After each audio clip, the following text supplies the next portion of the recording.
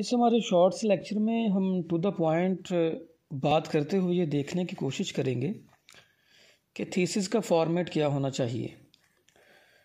Thesis का material, introduction, literature review और उसके एनालिटिकल एनालिसिस जो हैं, टेक्स्ट एनालिसिस, सारा कुछ स्टूडेंट्स इकट्ठा कर लेते हैं।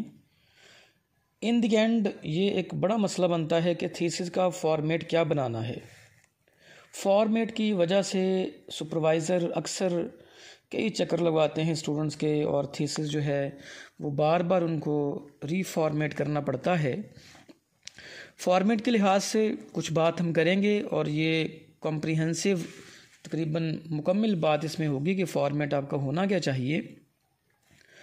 सबसे पहले तो अपने अपने मार्जिन्स का ख्याल रखना है कि थीसिस में आपका जो लेफ़्ट मार्जिन है वो 1.25 पे होना चाहिए, और बाकी जो 3 मार्जिन हैं जैसे कि राइट मार्जिन, अपर मार्जिन, लोअर मार्जिन, ये 1.00 के होने चाहिए। मार्जिन्स कवर हो गए। उसके बाद आपकी जो स्पेस है लाइंस की, स्पेस इन लाइंस यानी ऊपर नीचे की जो स्पेस है, ये आपकी 1.5 की होनी चाहिए। उसके बाद रेफरेंसेस पे आ जाते हैं हम। रेफरेंसेस लिखने के 2 तरीके हैं, एक MLA होता है, एक APA है। तो रेफरेंस आपने APA स्टाइल में लिखना है, MLA स्टाइल में नहीं लिखेंगे। उसके बाद हेडिंग्स कैसी होनी चाहिए थीसिस की, ये बड़ा एक प्रॉब्लमेटिक इशू बन जाता है। आपकी जो मेन हेडिंग है वो पहली बात तो ये कि वो सारी कैपिटल लेटर में होनी चाहिए, उसके सारे लेटर्स कैपिटल होने चाहिए हेडिंग के। जिस तरीके से लफ्ज़ हेडिंग्स ही आपके सामने लिखा हुआ है तो HEADINGS सारे आपको कैपिटल नज़र आ रहे हैं। देन कैपिटल होने के बाद आप कंट्रोल B दबाएंगे तो ये बोल्ड होना चाहिए, उसे कैप्स यानी कैपिटल बोल्ड होना चाहिए। तीसरी बात कि उस हेडिंग का साइज़ क्या होना चाहिए, वो 16 साइज़ की हेडिंग होगी। और किस स्क्रिप्ट में होगी, टाइम्स न्यू रोमन स्क्रिप्ट में बोल्ड उसको करना है। अब ये 3-4 बातें हैं, कैपिटल होने चाहिए सारे लफ्ज़, हेडिंग बोल्ड होनी चाहिए, हेडिंग का साइज़ 16 होना चाहिए, और चौथी बात है कि टाइम्स न्यू रोमन में हेडिंग लिखी जाएगी। बल्कि सारा थीसिस ही टाइम न्यू रोमन्स में होता है। उसके बाद आपकी सब हेडिंग्स हैं। सब हेडिंग में आपने काम करना है कि जो फर्स्ट लेटर है वो कैपिटल होगा, बाकी लेटर आपके स्मॉल होंगे। बाकी बातें वही हैं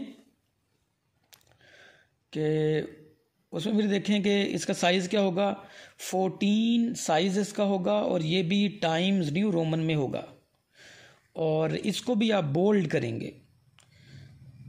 इसमें भी 4 बातें हैं। जिस तरीके से मेन हेडिंग में था तो इसमें हेडिंग का पहला लफ्ज़, पहला लेटर कैपिटल होगा और बाकी छोटे होंगे, और बोल्ड होगी हेडिंग, 14 नंबर इसका होगा, 14 साइज़ की हेडिंग होगी, और स्क्रिप्ट इसका होगा टाइम्स न्यू रोमन। उसके बाद हम टेक्स्ट की बात करते हैं कि आपके थीसिस का जो बाकी टेक्स्ट है, मेन हेडिंग्स होगी, सब हेडिंग्स होगी, बाकी टेक्स्ट का साइज़ क्या होना चाहिए। टेक्स्ट का साइज़ आपका 12 का होना चाहिए, 12 साइज़ होना चाहिए, और स्क्रिप्ट इसका भी टाइम्स न्यू रोमन में होगा। फिर आप थीसिस के बीच में जब किसी बुक का रेफरेंस देते हैं तो उसका पेज कैसे लिखना है। P. यानी फुल स्टॉप 125 फॉर एग्जांपल 125, तो इसका आपका P स्मॉल लेटर में होना चाहिए। अक्सर ये P कैपिटल हो जाता है, तो पूरे थीसिस में फिर कितने पेजेस का रेफरेंस होता है, सारे पेज को छोटा करना मुश्किल हो जाता है। तो पहले ही याद रखें कि P स्मॉल लेटर और डॉट 125 या 58 या 67 जो भी उसका पेज नंबर बन रहा है। न्यू पैराग्राफ जब आप स्टार्ट करेंगे तो उसको इंडेंट देंगे। इंडेंट कैसे देना है, टैब को दबाएंगे तो एक इंडेंट आ जाएगा, सिंगल इंडेंट। तो पैराग्राफ जो हैं वो आपके तकरीबन 12-14 इतनी लाइन का एक पैराग्राफ होना चाहिए। तो नंबर 4 पे don't place comma in a big quotation. बड़ी कोटेशन में आपने कॉमा इस्तेमाल नहीं करना, यानी जो इन्वर्टेड कॉमा वगैरह होते हैं। और कॉन्ट्रैक्शन का इस्तेमाल ना करें नंबर 5 पे, जैसे कि डोंट ना लिखें बल्कि डू नॉट लिखें। लेकिन अगर आप किसी को कोट कर रहे हैं और उस टेक्स्ट में एलिजन का कॉन्ट्रैक्शन का इस्तेमाल किया गया है तो फिर आप जो है उसको वैसे का वैसे ही लिखें, कॉन्ट्रैक्शन के लिहाज से, एलिजन के लिहाज से। अगर आप कैपिटलाइजेशन चेंज कर रहे हैं, स्मॉल से कैपिटल कर रहे हैं या कैपिटल से स्मॉल कर रहे हैं, तो उसको आप इसे जो स्क्वायर ब्रैकेट होती है उसमें आप लिखेंगे। जैसे he is willing square bracket में लिखा है, नीचे फिर देखें he is willing square bracket में लिखा है।